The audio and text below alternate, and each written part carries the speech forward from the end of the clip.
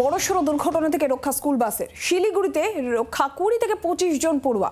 চলন্ত বাসে 4টি চাকা হঠাৎ খুলে যায়, জোরে ঝাঁকুনি দিয়ে গাড়ি দাঁড়িয়ে যায়।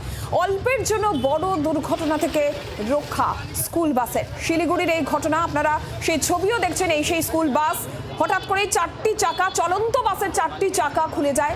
অল্পের জন্য বড় দুর্ঘটনা থেকে রক্ষা পেয়েছেন বাসে। সে সময় 20 থেকে 25 জন পড়ুয়াও ছিলেন বলে জানা যাচ্ছে। নারায়ণ সিংহ রায় রয়েছেন টেলিফোন লাইনে। নারায়ণ, কি জানা যাচ্ছে?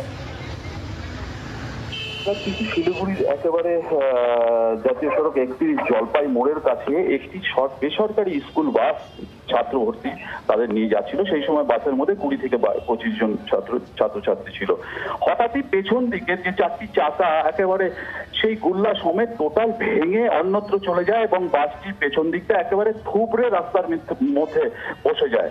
যদিও অল্প কোনো ক্রমে যে স্কুলের যে বাচ্চারা যারা বাসে ছিল তারা প্রাণে বেঁচে যায় এবং পরবর্তীতে প্রশাসনের কাছে খবর পেলে পুলিশ প্রশাসন ছুটে এসে বাচ্চাগুলোকে ওখান থেকে উদ্ধার করে স্কুলে খবর দেয় এবং স্কুল থেকে অন্য একটি বাস পাঠিয়ে সেই বাচ্চাদের আবার স্কুলে নিয়ে যাওয়া হয়। তবে এই ঘটনা নিয়ে কিন্তু সরগোল পড়েছে, কারণ স্কুলের বাস প্রশাসনের তরফ থেকে যেটা বলা হচ্ছে যে স্কুল বাসগুলো ঠিক মতো চেক আপ করা হচ্ছে না, বা এদের যে ফিট লাইসেন্স, সেই লাইসেন্স দেওয়ার আগে বা এখন যে স্কুলের বাসগুলো সমস্ত বাসই পুরনো হয়ে গেছে, নতুন রং করে চালানো হচ্ছে। জানিয়ে কিন্তু এর আগেও প্রশ্ন উঠেছিল, ফের আবার প্রশ্ন উঠতে শুরু করেছে, কারণ এইরকম ভাবে একটি পথ চলতি বাস স্টুডেন্ট নিয়ে যাচ্ছিল, তার পেছনের 4টি চাকা খুলে বাস রাস্তায় একবারে বসে যাওয়া।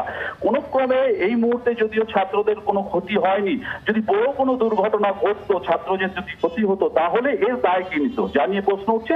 যদিও পুরো বিষয়টি খতিয়ে দেখছে প্রশাসনের তরফ থেকে।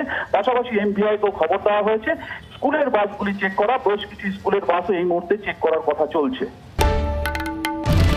বাংলার আওয়াজ, বাঙালির আবেগ, জি 24 ঘন্টা।